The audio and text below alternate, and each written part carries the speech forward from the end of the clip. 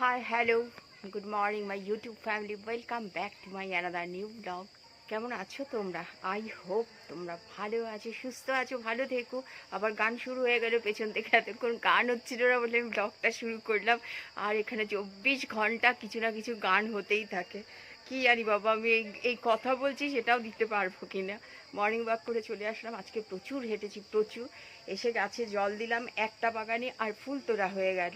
চলো বেশি কথা বলবো না, কপিরাইট চলে আসবে। চলো বাই, টাটা, পরে আসছি। চলো চলে এসছি। এই যে সব থেকে বাজারে দাম বেশি না, দিলীপদার দোকানে এসছি, পুজোর ফল নেবো। ফল চুপ কর, কচ কচ কচ কচ করছে। ভালো কলা দাও, আর দুটো পুজোর কলা দাও। হাই বন্ধুরা, আমি মার্কেট এসছি আমার বৌদির ভাইয়ের দোকানে ডিম নিতে। দেখো কি সুন্দর সামনের বাগানটা, গাছ লাগিয়েছে, কত রকমের গাছ। এটা একটা ধুতরা গাছ, অরেঞ্জ কালারের ধুতরা হয়, কেটে দিয়েছে মনে হয়। জবা ফুলটা দেখো কি সুন্দর কালারটা, দেখেছ? পেয়ারা গাছটাতে এত বড় বড় পেয়ারা হয়, সেই বেনারসের পেয়ারা বলে না। লেবু গাছ কি নেই, সব কিছু রয়েছে এখানে। কলমের আম গাছ, আমি জানি না পাশের গুলো কি লিচু গাছ, আর ওই পাশেটা কি গাছ আমি বলতে পারবো না। জাম গাছ, মেবি জাম গাছ, না লেবু গাছ, বাতাবি লেবু বা জাম কিছু একটা হবে। আর এটা হচ্ছে মুরগির খামারটা, দেখো কত মুরগি, দেখতে পাচ্ছ? যে আরে ভয় বসে আছে গো, কখন কেটে দেবে। এখানে সব কলমের গাছ, পেয়ারা গাছ, এসব গাছগুলোতে ফল হয় জানো তো। এখন নেই, শীতকাল, জানি না এখন হয় না হয়তো। ওইদিকে একটা লেবু গাছ। দারুণ দারুণ বাগানটা, যখন সব কিছু ফল ফুল হয় না, দেখার মতো লাগে। ফুলটার কালারটা হেবি সুন্দর। চলো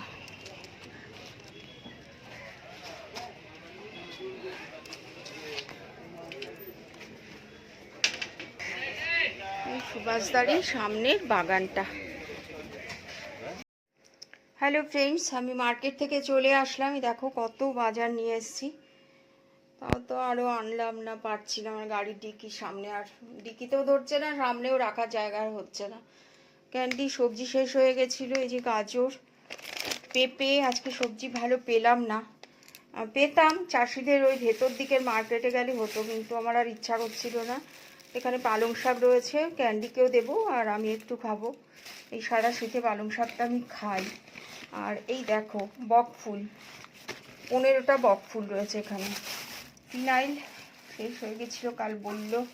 পেঁপে একটা, লাউ কচি একদম, লেবুটা আমার গাছে। আর এই যে কফিও শেষ হয়ে গেছিলো আমার। টেট্রা প্যাক দুধ, আর Nutrela mini chunk 2 packet biscuit ওদের। কালকে 1 প্যাকেট বড় ব্রিটানিয়া নিয়ে এসেছিলাম, আজকে এই দুটো নিয়ে আসলাম। আর সিমুই রয়েছে এখানে। আর কি, ও ডিম রয়েছে, ডিম আর একটা ফুল ক্রিম প্যাকেট, ওই সিমুইটা বানাবো সেই জন্য। এখানে রয়েছে ক্যান্ডির কলা, 1 ডজন সিঙ্গাপুরি কলা। এই হলো আমার বাজার আজকের। কখন বাজারে গেছি, আর রোদ উঠে গেছে, জ্যাকেটটা ছিল পরা, এত গরম লাগছিল। যাই হোক, দেখিয়ে দিলাম তোমাদেরকে কি কি বাজার করলাম। এগুলো দরকার ছিল সেই জন্য, আর ইচ্ছাও করছে না আমার অন্য কিছু রান্না করতে। মাছ রয়েছে, চিংড়ি মাছও রয়েছে বলে লাউটা নিয়ে আসলাম। সাথে থাকো, পাশে থাকো, দেখতে থাকো। চলো বাই, টাটা। লাউ কেটে নিয়েছি এখানে, আর দেখো চিকেনটা নামিয়ে রেখেছি, ওদের ভাতটা বসাবো। এদিকে দেখো মোচা কেটে ভিজিয়ে রাখলাম, কারণ এটা সিঙ্গাপুরি কলার মোচা, এটা তিতাটা আগে ছাড়াতে হবে। চুন দিয়ে ভিজিয়ে রেখেছি। এখানে দিলাম চিংড়ি মাছ, লাউ চিংড়ি করব। এখানে জিরের গুঁড়ো, একটু ধনের গুঁড়ো দিয়েছি, শুকনো লঙ্কা, তেজপাতা ফোড়ন দিয়েছি, চিংড়িটা অল্প ভেজে নিলাম, আর লাউ আর কাঁচা লঙ্কা গোটা দিয়ে দিলাম। আর তো কিছু লাগে না লাউয়ে, আমি তো দেই না, অনেকে আদা ঠাদা দেয়, আমি দেই না কখনো লাউয়ে আদা। লবণ দেব, দিয়ে ঢেকে দেব। লাউটা কচি ছিল, লবণ দিয়ে দিলাম, হলুদও দেওয়া হয়ে গেছে, সব দেওয়া হয়ে গেছে। একটু ঢেকে দেব।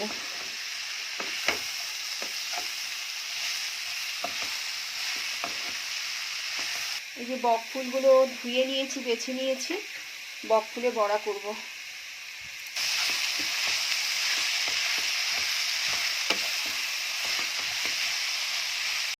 এটা রেডি করে নিলাম, ওই একদম খাবার আগে এটা ভেজে নেব। এদিকে দেখো গাজর, পেঁপে আর চাল ধুয়ে হলুদ দিয়ে রেখেছি।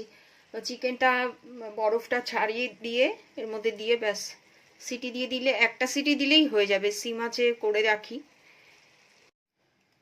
চিকেনটা দিয়ে দিয়ে এর মধ্যে পেঁপেটা উপরে রাখতে হয়, তারা তো না পুরো পেঁপে গলে যায়, এই জন্য বড় বড় করে কেটেছি। চিকেন আমার না সপ্তাহে 7 কিলো করে লাগে জানো, ওদের দুজনে। ক্যান্ডিকে তো আমি চিকেন ছাড়া যদি মাছ বা ডিম বা নিউট্রিলা এসব দিয়ে দেই না, ও খেয়ে নেবে, কিন্তু জিমই খাবে না, সেই জন্য চিকেন আনতেই হয় আমাকে অনেক বেশি। বুঝতেই পারো এখন চিকেন আমাদের এখানে 240 ছিল বোধহয়, এখন 60 হয়েছে। লাউ চিংড়ি অলমোস্ট ডান হয়ে গেছে, এবার ঢেকে রাখবো। এদের ভাতটাও বসিয়ে দিয়েছি। আর এটা তো আজকে করা যাবে না, এটা করব খাবার আগে, কিন্তু মোচাটা এখন করা যাবে না, এটা তিতাটা আগে ছাড়াতে হবে, রাতে সিদ্ধ করে রাখবো, কালকে করব। Good evening everyone. আমি করব মাটন। আলুগুলো একটু কেটে নুন হলুদ দিয়ে ভেজে নিচ্ছি। একটু ডিস্টার্ব হবে কারণ জিমি ভীষণ চেঁচাচ্ছে, এই বাজি পড়ছে বলে। এখানে দেখো মাটনটা না আমি ওই সকালবেলায় আনার পরে নুন হলুদ কাঁচা তেল আর দই দিয়ে মেখে রেখে দিয়েছিলাম ফ্রিজে, এই বার করলাম। আমি কড়াইতে যেহেতু রান্না করি, এরমভাবে যদি বেশ কয়েক ঘন্টা রাখা যায় খুব তাড়াতাড়ি সিদ্ধ হয়ে যায়। আর এটা রেওয়াজি খাসি, প্রচুর চর্বি রয়েছে, আজকে খুব কম তেল দিয়েছি, যেটা আলু ভাজায় দিয়েছি ওই তেলে আর ওই চর্বিতে রান্না হয়ে যাবে। ঠিক আছে, রাখি। তেল একদম গরম হয়ে গেছে, আলু ভাজার তেলটাই রয়েছে, এর মধ্যে একটু চিনি দিয়েছি। এবার দেব তেজপাতা, এইগুলো সব ধুয়ে নিয়েছিলাম, এলাচ লং আছে, আর রয়েছে একটা স্পেশাল গরম মশলার মধ্যে একটা স্পেশাল জিনিস দিয়েছি, যেটা দিয়ে রান্না করলে ফ্লেভার দুর্দান্ত হয়, সেটা চিকেন হোক মাটন হোক, মাটনে তো লাগবেই, সেটা দিয়েছি। টমেটো আর পেঁয়াজটা আমি একসাথে দেবো যাতে টমেটোটা গলে যায়, মাংসটা তাড়াতাড়ি হয়ে যাবে, অনেকক্ষণ ম্যারিনেট রয়েছে। লবণ দিয়ে দেবো এবার।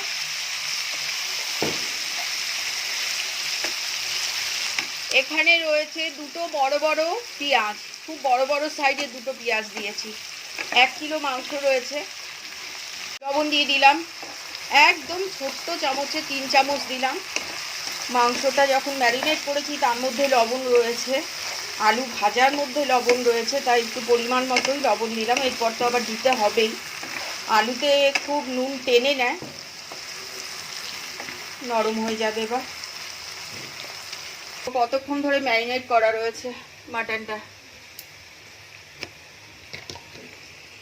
এখানে রয়েছে কাঁচা লঙ্কা, আদা আর রসুন। রসুন অনেকটা দিয়েছি, খুব ছোট ছোট রসুন ছিল তো, 8-9টা রসুন দিয়েছি। আমি কিন্তু মাটনে অনেক রসুন দিই বা চিকেনেও দিই, রসুনটা পেঁয়াজটা আমার একটু বেশিই যায়, কেননা তো আমার ভালো লাগে না খেতে।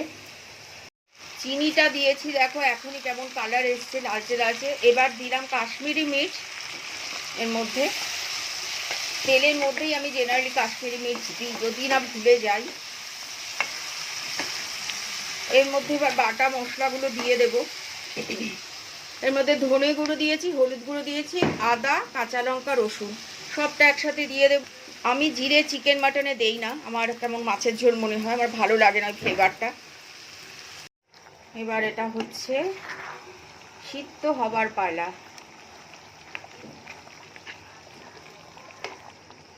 অনেক মশলা দিয়েছি তাই নয়, খাসির মাংস একটু পাতলা ঝোলই ভালো লাগে খেতে। আমি জানো তো জেনারেলি সিনা আর চাপের মাংস খাই, তবে আজকে রানের মাংস খুব বেশি আনা হয়েছে, রান আর সিনার মাংস রয়েছে এর মধ্যে। আসলে যেখান থেকে মাটনটা নিয়ে আসি, লালু মহামাডানো, তো ও জানে আমি কোন মাংস নিই। কাউকে যদি আমি পাঠাই ও ঠিক ওটাই দিয়ে দেয়।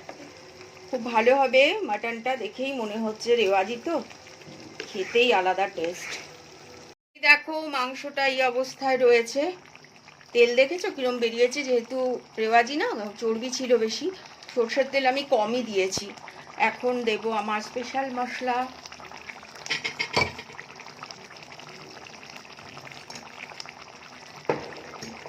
এরকম অবস্থাতেই এটা দিই, তাহলে ফ্লেভারটা খুব ভালো থাকে। আর কষানোর সময় বা ওই ফোড়নে যখন গোটা গরম মশলা দিই, ওই সময় দিলে না ফ্লেভারটা নষ্ট হয়ে যায়, ভাজা হয়ে যায় তো আসলে।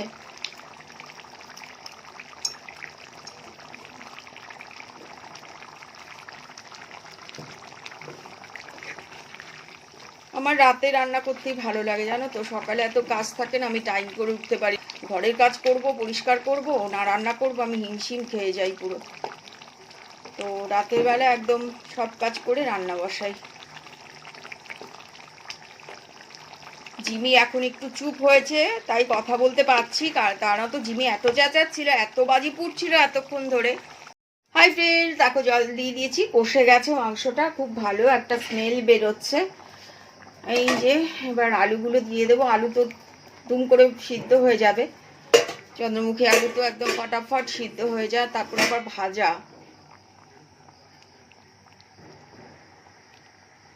হেভি কালারটা এসছে গো।